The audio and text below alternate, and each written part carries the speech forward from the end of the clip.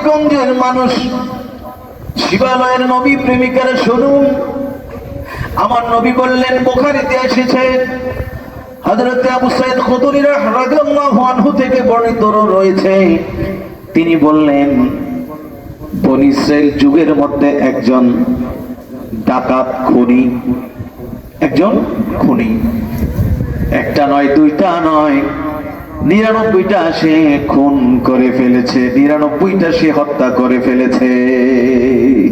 কয়টা? ৯৯টা হত্যা করেছে। একটা মানুষ একজন খুন করলেই তো কি অবস্থা। সে ওই যুগের শরীয়তের কথা বলছে, এই যুগের কথা না। বনী ইসরাইলের ওই সময়ের এক ব্যক্তি কুখ্যাত খুনি ৯৯টা খুন করলো। ৯৮তম খুন করার পরে তার মধ্যে কোনো অনুশোচনা নাই, পরিবর্তন হওয়ার কোনো চিন্তা নাই। ৯৯ খুন করার পরে তার মধ্যে চিন্তা হলো, আমার কি কোন রকমের নাজাত পাওয়ার কোনো ব্যবস্থা আছে কিনা। এই চিন্তা করার পরে ওই সময়ের খ্রিস্টান পাদ্রী বা একজন আলেম যাদেরকে বলে, পাদ্রীর কাছে সে গেল। যাওয়ার পরে বলে, ওগো পাদ্রী, আপনি তো একজন আল্লাহর বান্দা, আপনি আমাকে সমাধান দেন। আমি তো ৯৯টা খুন করে এসেছি, আমার কোনো নাজাত পাওয়ার কোনো সম্ভাবনা আছে কিনা। সুবহানাল্লাহ বলেন। বুখারীতে এসেছে হাদিস খানা। বন্ধুরা আমার, ওই ব্যক্তির কথা শুনে পাদ্রী বলে, মাআযাল্লাহ, আস্তাগফিরুল্লাহ, না না না, এতগুলো খুন করার পরে কোনোদিনই তোমার জন্য নাজাতের কোনো পন্থা নাই, ব্যবস্থা নাই, কোনো আশা করা যায় না। খুন করতে করতে তার অভ্যাস, নাজাত যদি নাই পাওয়া যায় তা তোরে রেখা লাভ কি। পাদ্রীরও দিছে কল্লা ফেলে, একেবারে ৯৯ থেকে এখন আর ৯৯ না, একেবারে ১০০ হয়ে গেল, সেঞ্চুরি হয়ে গেল।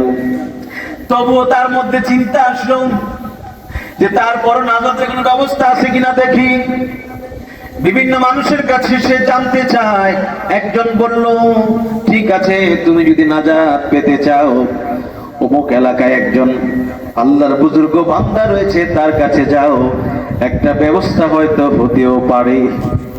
বিপদে পড়ে হোক আর জানের ভয়ে হোক, একটা কথা সে বলছে।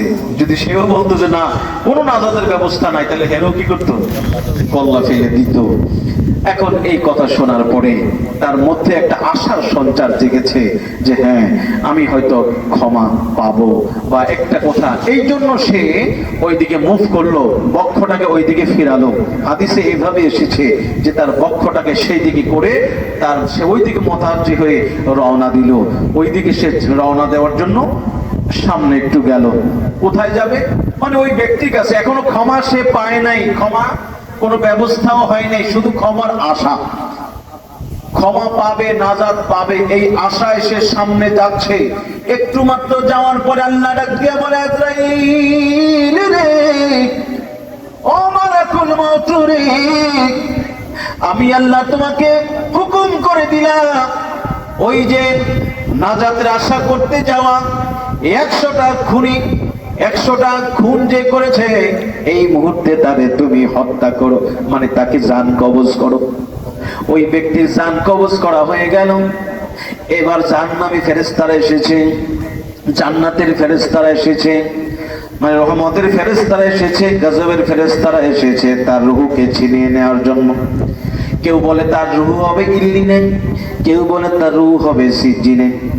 ও মুসলমান, আপনি জানুন, আপনার আমার যখন রূহ কবজ করা হবে, নেককার যদি আপনার আমার হয়, আমল নামা যদি হয় ভালো, আপনি আমি যদি নেককার ব্যক্তি হই, যেমন সুগন্ধির সাথে রূহটাকে তারা আবদ্ধ করবে এবং তারা ওই নেককার বান্দার রূহটাকে ওই ইল্লিনে উচ্চ মাকামে পৌঁছে দেবে। সুবহানাল্লাহ বলেন। কিন্তু যদি বদকার হয়, দুর্গন্ধের সাথে বের হবে, আর ভৎসনা দিতে দিতে তার রূহটাকে একেবারে নিচু গর্ভে, একেবারে গভীরে সিজ্জিনে নিয়ে কি করবে? রেখে আসবে। যদিও বিজ্ঞানীরা বা কিছু কিছু আলেমরা মনে করে, ভালো আসল সত্য কি আল্লাহ ভালো জানেন, রাশিয়াতে একবার পৃথিবীর একেবারে জমিনের অনেক গভীরে মানে খনন করতে তারা চাইল, তাদের একটা লক্ষ্য হইল দেখি পৃথিবীটার পুরাটারে সিদ্ধি করা যায়নি মাঝখান দিয়ে, বিশাল বড় কাজ অনেকগুলো করছে, অনেক কাজ করতে, আচ্ছা এটা কেউ সম্ভব বলেন? সম্ভব না। তো অনেক বিষয় অনেক কিছু দেখেছে তারা, ওইটাকে সিলগালা করে দিছে, এখানে আর কখনো গড়তে ওই কাজটা হবে না, একেবারে চিরতরে বন্ধ করে দিচ্ছে। কিছুদিন করার পরে মোটামুটি 12 কিলোমিটার যাইতে পারছিল, কিন্তু প্রচন্ড গরম, অনেক কিছু দেখা গেছে সেখানে প্রাণীর বসবাস, এত গভীরেও প্রাণীর বসবাস করান কি? তারা দেখেছে সেখানেও প্রাণীর বসবাস আছে। এমনকি শুধু তাই না, এখনো যদি আপনি ইউটিউব ঘাটেন দেখতে পাবেন ওখানে নানান ধরনের শব্দ পাওয়া গেল। ওরা বলল ওখানে চিৎকার চেঁচামেচির শব্দ পাওয়া গেল। কেউ কেউ মনে করলো হয়তো এটা সিজিনে রেখে আসা সেই মানে নাফরমান বান্দাদের আত্মাগুলো চিৎকার করতেছে, হয়তোবা কবরের আযাব যারা পাচ্ছে তাদের রূহগুলো সেখানে চিৎকার করতেছে, হতেও পারে, আল্লাহই ভালো জানেন, ঠিক না? আল্লাহ ভালো জানেন। তারা ভয় পেল, তারা হঠাৎ করে সিদ্ধান্ত চেঞ্জ করে যে না, এটা আর করা যাবে না, এটাকে বন্ধ করে দিল। সম্মানিত হাজিরিন, এমনি করে আজরাইল মালাকুল মউত ফেরেশতা ওই যে খুনি ব্যক্তির জান কবজ করে নেওয়ার পরে ইল্লিনে তার রূহ যাবে কি সিজ্জিনে যাবে, এটার জন্য ফেরেশতারা অনেকটা বাধানুরূপ তর্ক বিতর্কের মধ্যে জড়িয়ে গেল।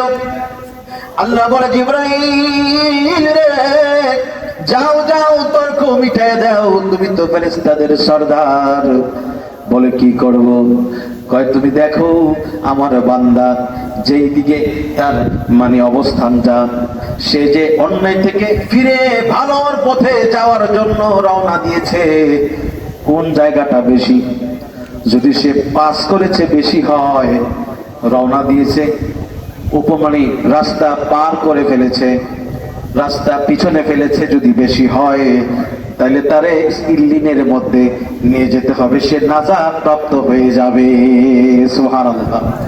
কিন্তু হিসাব করে আল্লাহ, এখানে তো দেখা যাচ্ছে লোকটা মাত্র রওনা দিছে, সে তো বহুদূর, সামনে রাস্তাটাই বেশি, পিছনের রাস্তা একেবারে কম। তো সমস্যা নাই, আমি আল্লাহ হুকুম করলাম সামনের রাস্তাটা তুমি সংকুচিত হয়ে যাও, পিছনের রাস্তা তুমি লম্বা হয়ে যাও। সুবহানাল্লাহ বললেন। আচ্ছা, রহমতটা কার কাছে বলেন তো? তিনি বান্দাকে নাজাত দিতে চান। আপনার আমার কি কোনো সমস্যা? তাহলে আমরা মানুষ সম্পর্কে নেগেটিভ ধারণা কখনো করব না, আমরা পজিটিভ ধারণা করব।